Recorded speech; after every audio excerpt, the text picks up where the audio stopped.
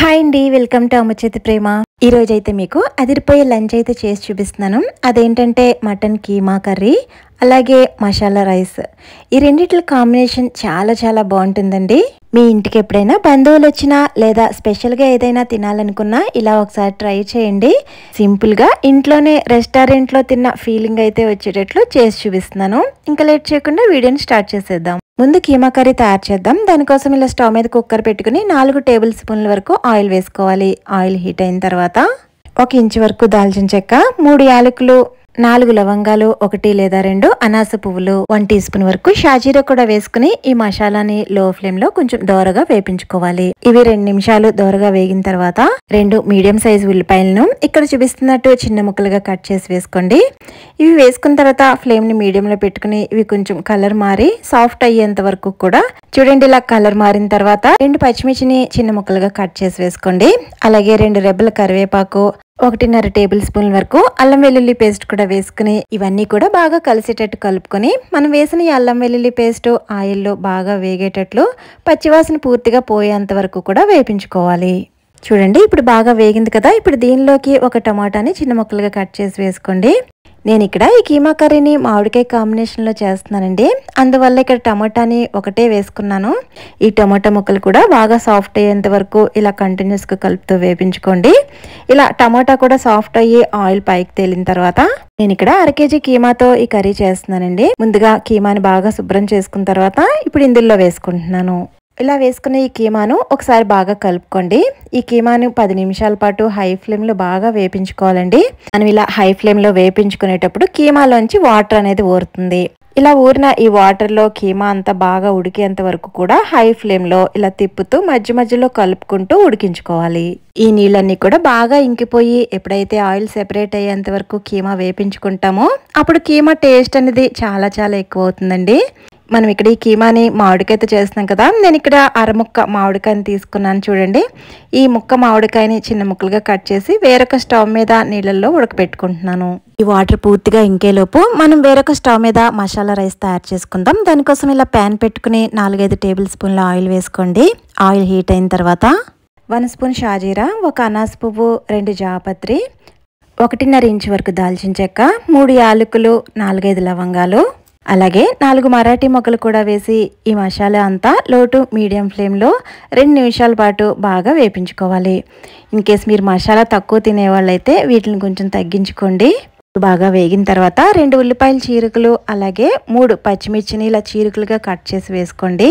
ఉల్లిపాయలు అనేవి బాగా సాఫ్ట్ అయ్యేంత వరకు కూడా ఆయిల్లో బాగా ఫ్రై చేసుకోవాలి. చూడండి, ఇలా ఉల్లిపాయలు బాగా సాఫ్ట్ అయిన తర్వాత 2 బాగా పండిన టమాటాలను కూడా ఇలా ముక్కల కింద కట్ చేసి వేసుకోండి. వీటిని కూడా లో టు మీడియం ఫ్లేమ్లో కొంచెం మెత్తగా అయ్యేంత వరకు కూడా వేపించుకోవాలి. చూడండి, ఇలా బాగా మెత్తగా అయ్యి ఆయిల్ సెపరేట్ అయిన తర్వాత ఇప్పుడు దీనిలోకి 1/2 స్పూన్ కారం, 1.5 టేబుల్ స్పూన్ ధనియాల పొడి, మరో 1/2 స్పూన్ వరకు జీలకర్ర పొడి, రుచికి సరిపడా సాల్ట్ వేసుకుని ఈ మసాలాలన్నీ కూడా ఉల్లిపాయలకి టమోటాలకి బాగా పట్టేటట్లు కలుపుకోండి.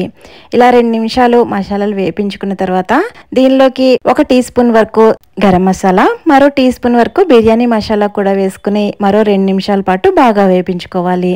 మసాలా బాగా వేగి ఇలా ఆయిల్ సెపరేట్ అయిన తర్వాత ఇప్పుడు దీనిలోకి చిన్నగా కట్ చేసిన కొత్తిమీర కూడా వేసుకుని మరో 2 నిమిషాలు బాగా వేగనివ్వాలి. నేను ముందుగానే 2 గ్లాసుల వరకు బాస్మతి రైస్ని నానబెట్టుకుని ఉంచుకున్నాను. దీనికి సరిపడా 3.5 గ్లాసుల వరకు ఇలా వాటర్ వేసుకోవాలి. ఇలా వాటర్ వేసాక సాల్ట్ చెక్ చేసుకోండి. ఇన్ కేస్ సాల్ట్ ఏమైనా తగ్గితే కనుక సాల్ట్ యాడ్ చేసుకోండి. ఇలా వేసుకున్న ఈ వాటర్ని మూత పెట్టి మరగనివ్వాలండి. ఇవి మరిగేలోపు మనం వేరొక స్టవ్ మీద కీమా చేస్తున్నాం కదా, అది ఎంతవరకు వచ్చిందో చూద్దాం. చూడండి, కీమాలో ఇందాక వాటర్ ఊరినాయి కదా, అవన్నీ కూడా బాగా ఇంకిపోయి ఇలా ఆయిల్ సెపరేట్ అయింది. ఇప్పుడు దీనిలోకి మసాలాలు యాడ్ చేసుకోవాలి. ముందుగా రుచికి సరిపడా సాల్ట్ వేసుకోండి. తర్వాత 1/2 స్పూన్ పసుపు, 1.5 టీ స్పూన్ వరకు కారం, 1 స్పూన్ వరకు ధనియాల పొడి, 1/2 స్పూన్ వరకు జీలకర్ర పొడి వేసుకుని ఈ మసాలాలన్నీ కూడా కీమాకి బాగా పట్టేటట్లు 2-3 నిమిషాలు లో టు మీడియం ఫ్లేమ్లో బాగా వేగనివ్వాలి. చూడండి, ఇలా 2-3 నిమిషాలు బాగా వేపించుకున్న తర్వాత నేను ఇక్కడ కలర్ కోసం కాశ్మీర్ రెడ్ చిల్లీ పౌడర్ ఉంటుంది కదా, అది ఇక్కడ 1/2 స్పూన్ వరకు వేస్తున్నాను. ఇది జస్ట్ కలర్ కోసమే వేస్తున్నానండి, పెద్ద కారమే ఉండదు. మీకు ఇష్టమైతే వేసుకోండి, ఇది కంపల్సరీ ఏమీ కాదు. ఇప్పుడు ఇది ఒకసారి అంతా బాగా కలుపుకున్న తర్వాత దీనిలోకి వాటర్ యాడ్ చేసుకోవాలండి. మటన్లోకి ఎప్పుడు కూడా వాటర్ పెద్ద ఎక్కువ పట్టవండి.